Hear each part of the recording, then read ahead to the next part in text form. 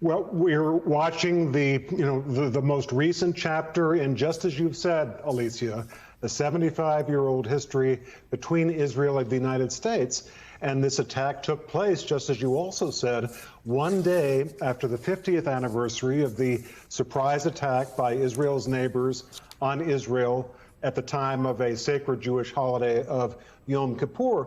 And just that story sort of tells you a lot about this relationship. Richard Nixon was president.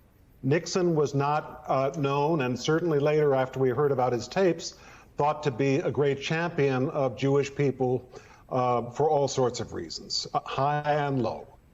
He thought that they were not among his supporters. He had anti-Semitic tendencies. It was terrible. But when this attack occurred, his Secretary of Defense, James Schlesinger, said, we can't really help the Israelis because it'll antagonize the Arabs, jeopardize oil supplies, might encourage the Soviets to come into the Middle East.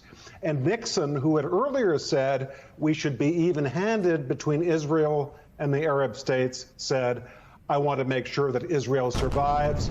And he said, this is the direct quote, send them everything we can, send every plane that can fly, which he did. Golda Meir, the prime minister at the time, gave Nixon credit, although she knew about Nixon's private views, and this was not the biggest friend of Jewish people on earth.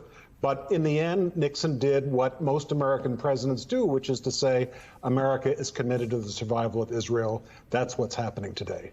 So given that context, what we have heard from American presidents in the past, what did you make of President Biden's remarks today? President Biden is someone who knows history. And you remember when we just heard him, and we both heard him earlier live, of course, saying that President Truman signed the recognition of Israel, the first major country to do so, 11 minutes after Israel declared itself a state in May of 1948. He has been sensitive to that relationship over the years and oftentimes critical, and that's a big part of the Israeli-American relationship, too.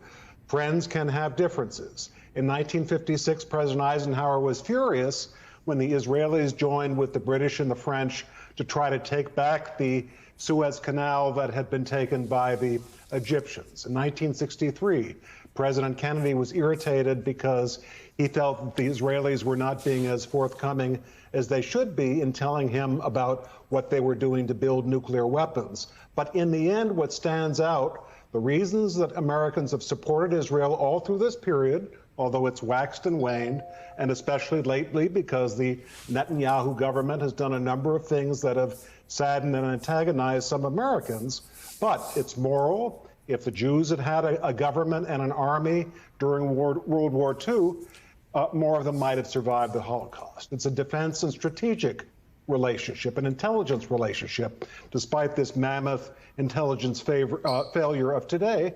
And also, although in recent months people have been unhappy with Netanyahu's infringements on the traditional democracy of Israel, this has been the only democracy in the Middle East. And that goes back to Thomas Jefferson, who said that America should ally itself with other countries that want to be democracies.